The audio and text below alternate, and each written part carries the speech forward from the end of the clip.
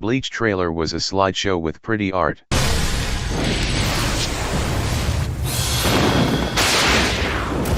Bleach fans are so used to their anime being a complete slideshow.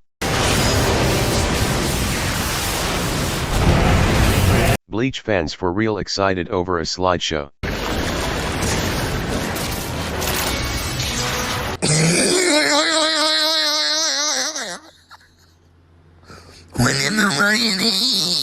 Alright guys, I'm just gonna get it over with because we've all read the title now. I think I like Bleach 1000 Year Blood Wars anime a lot better than the manga. Now obviously I'm only talking about the events up to the finale of Core 1 because, you know, I can't judge the anime off of what hasn't been animated. But in terms of this first fourth of the arc, I think the anime is marginally better than the manga so far, which is something that I didn't think I'd ever say because, for one, I absolutely love the Bleach manga, like to an absurd degree. It's my favorite manga of all time. And I also absolutely love the 1000 Year Blood War arc. Despite a few of the faults it may have, I still think it's an amazing war arc and a great final arc for Bleach. It's my favorite arc in the whole series, in fact. And with that being said, I hated the Bleach anime. I thought the pacing was terrible, the filler was absurd and made me understand why some people may have dropped the series when watching the anime. It also just completely misses the mark on a lot of important scenes, makes otherwise great characters come off as a lot more annoying and unbearable, and didn't have the animation quality for the most part to make up for it. Now the anime and manga aren't like worlds apart or like completely separate stories, but it's like a lesser extent of the Watchmen situation to me. You see, the Watchmen movie from the 2000s basically misinterprets everything about Watchmen's story and glorifies everything it's criticizing. Now that's not entirely the same case for Bleach, but it's similar in the sense that the anime removes stuff that's necessary for the story and presents a lot of moments that are actually amazing in the manga as if they don't matter in the anime. The anime misses a lot of the things that make the manga great, such as Kubo's poems, smaller interactions between characters that are cut out, gorier battles that are heavily censored, and a very fast-paced story. The Arrancar saga in the manga, in my opinion, is pretty damn awesome. The Arrancar saga in the anime is fucking unbearable. And that's how it is for most of the anime past Soul Society. There are moments that they get perfectly well, and the soundtrack and openings are goddamn amazing and some of my favorites in anime. But the anime just misses so much that the manga has to make it special, and the two main factors are presentation and pace. But with the 1000 Year Blood War, my god, it is perfect. When it comes to the 1000 Year Blood War, you can really feel how big of involvement Kubo had in its production. He helps works on scripts, edits them, talks to the director frequently, overviews a lot of the stylistic decisions, and just so much more. Kubo has said himself that he has a distaste for how the anime presented his work, and so 1000 Year Blood War needed to be special. And yeah, it's pretty damn special. The anime for the arc adds in so many things that you didn't think were needed, but when you see it go down, you can't help but feel that it was just so necessary it was for the story. The soundtrack is beautiful as ever, and the color work and animation adds into a lot of visual storytelling, which is an aspect that always made Bleach great to me. One thing I love about the Bleach manga is how Kubo uses his art to paint a message rather than having it be explained through dialogue. His artwork is supposed to speak to the reader. Now that sounds condescending as hell, but any manga reader can tell you the world of differences these scenes mean depending on what you consume the story through. The new anime gets this stuff down perfectly. There are lots of scenes where you can just breathe. Scenes where the characters don't say a word, or maybe only say one word. It's dead silent and it works perfectly. The scene that does this the best is Chojiro's funeral. There's no music playing, no one says anything. We just watch silently as Yamamoto thinks of his now dead subordinate and says to light the fire, which are the only words that break the silence. The atmosphere of this scene is goddamn brilliant. It looks beautiful, it sounds beautiful, and it is beautiful. Even for characters that may have not connected with audiences like Chojiro, you still can't help but feel something in this scene because of how it was presented. This scene in the anime surpasses pretty much all of the previous anime, but also surpasses how it was done in the manga, because it was presented in the way it's supposed to be, as a turning point for Yamamoto and the start of his rage against the Quincy's. There's no sounds being made, but you can feel something brewing underneath, a fire lighting beneath him, just as he watches an actual fire burn beneath the body of his best friend.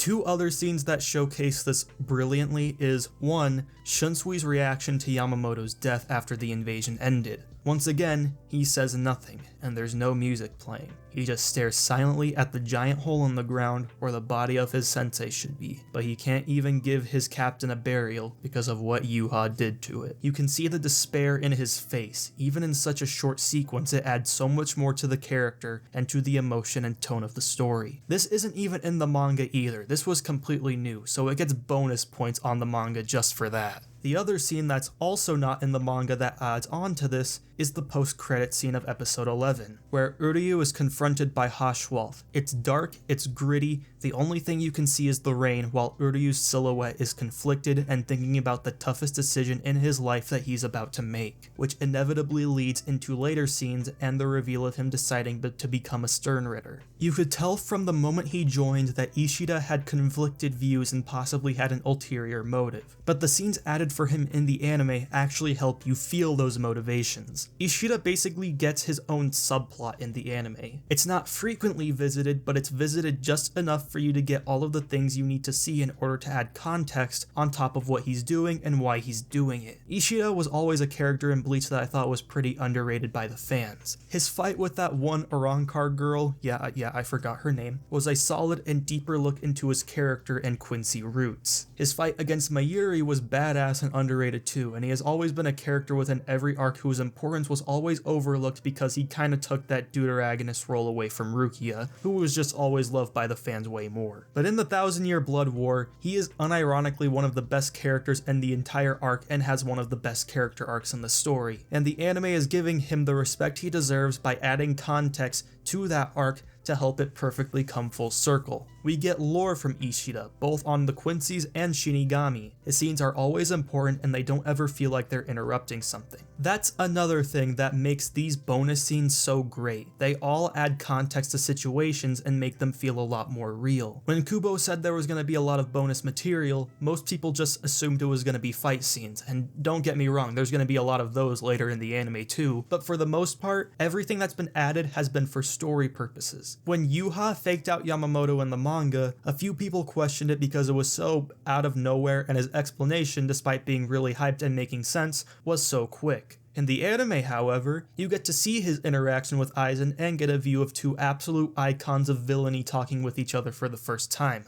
This not only adds better context and believability to how Yuha beat Yamamoto, but it also adds a lot more narrative depth for him and Aizen when these two are eventually going to face each other in the anime, both in terms of dialogue and in terms of tension, because it is implied in their discussion that Yuha may know of a way to kill Aizen. It's also really hilarious how their interaction was, like it's basically just Yuha recruiting Aizen, and then Aizen just looks so sick at the thought of this evil godly ruler just completely dick riding the hell out of him. Like he's just like, I can't stand to see you hopping on me like this, please get out of here. And then Yuha just leaves all sad and depressed. The original Gote 13 scene also adds a lot more narrative depth to this battle as well, because when we see how Yamamoto defeated Yuha in the past, it adds irony to how he ends up losing. In the past, Yuha was defeated through a dirty trick of Chodoro playing dead and stabbing him in the back as Yamamoto finishes him off. In the present, Yuha uses his subordinate to fake him out and then takes him out while he's at his weakest, then proceeds to show his disappointment in Yamamoto for his value of honor, empathy, and heart when he used to be a dirty murderer that he could respect. This adds far more irony and depth to their exchange and elevates their battle to a whole new level. Another thing that the Bleach 1000-Year Blood War does better in the anime than the manga is Ichigo's battle against Yuha. In the manga it's still pretty good, but it's very quick. In the anime it's elevated to a whole new level both through Ichigo's voice actor putting up an incredible performance and the extended animation of their battle. Through every passing moment you can feel all the anger and rage that Ichigo is feeling from the moment Yuha tells him he's the boss. While the manga did a great job with revealing the twist on Ichigo's mom, the intensity and emotion of the battle itself is cranked to 100 in the anime, and you get to feel and believe Ichigo's emotion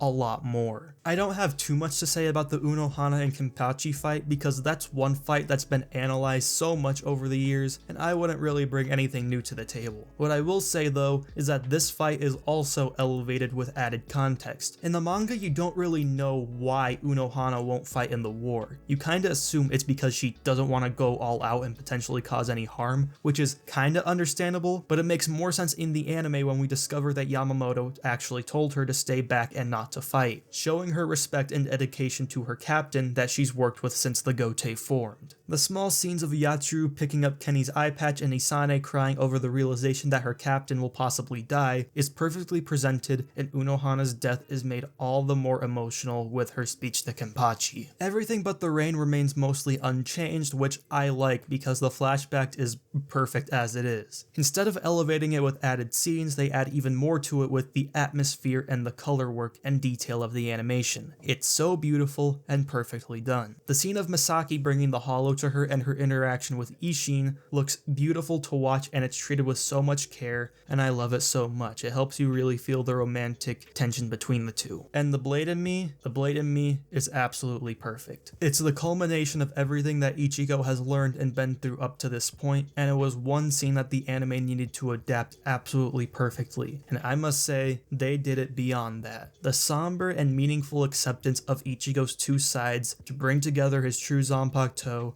is both emotionally and narratively brilliant, and is a perfect way to close off Core 1. It even triggered a few emotions in me just from my own personal connection with this character and this series as a whole. What the anime has done that helps elevate it is the color work and atmosphere of the scenes. The entire invasion is this very bleak and colorless world full of gray clouds and rain, which perfectly matches the tone of events, in contrast to the colorful and flashy look of Oetsu's training. Yamamoto's fight is this red hellscape that matches both the tone and the characters because of all the tension and burning hatred Yama has for Yuha. Kenpachi's battle with Unohana is incredibly dark and empty until it changes to a horrifying red blood fest to match the disturbing bloodlust of the two most ruthless killers in the entire series. As great as the MHA adaptation has been this season in terms of animation, the colorfulness of an otherwise intense arc that results in failure for the good guys really messes with the tone of the story, which is something that the Bleach anime right now completely avoids. Ichigo and Byakuya's interaction with the Protect the Soul Society moment is beautifully done in the anime. It's a very mellow song playing in the background as Byakuya cries and admits his shame and regret while slowly telling Ichigo to save everyone. Then seeing Ichigo's dark rage emerging as his spiritual pressure rises from sheer emotion gives me chills to the same degree that the manga did. It's really hard to decide which did it better because they're both so perfect. Another thing that I mentioned at the start of the video is pacing. Now I know a lot of people have complained about the 1000-Year Blood War anime and how it adapts too many chapters or that it goes too fast, but personally I disagree with that entirely. You see, Bleach chapters are really short and have less dialogue and panels than series such as Hunter x Hunter and One Piece. This makes it far more natural for chapters to be adapted within the episodes while still leaving room for bonus content. Fights don't go by too fast and you still have all the time you need to take in and feel everything that's going on. And then the anime still gives you multiple scenes where you can sit and breathe for a bit after all the intense stuff that has just happened. I know pacing complaints mostly come from people who are more used to the really slow pace of the original Bleach anime, but as someone who didn't like the original anime and has seen so many shows, movies, and other anime, the pacing has been very much perfect for me. And now it's time for the elephant in the room. Let's talk about Bleach's animation. If you think the animation is bad, then I think you might be blind or just have standards that are impossible to meet. The animation in some episodes, yes, are somewhat limited, but it's by no means bad in any way. Moments that aren't animated with the most fluid movement make up for it with the beautiful color work and the amazing soundtracks and voice acting. Byakuya's altercation with Asnot was insanely limited in terms of movement, and yet the scene was still amazing because of everything else the team did with the episode. When the animation does need to be absolutely amazing, it absolutely delivers as well. Ichigo versus Yuha, Yamamoto versus Yuha, Kenpachi versus Unohana, and multiple scenes from Everything But the Rain are animated beautifully with insanely great attention to detail. So anyone who tells me that Bleach looks like a slideshow or has bad animation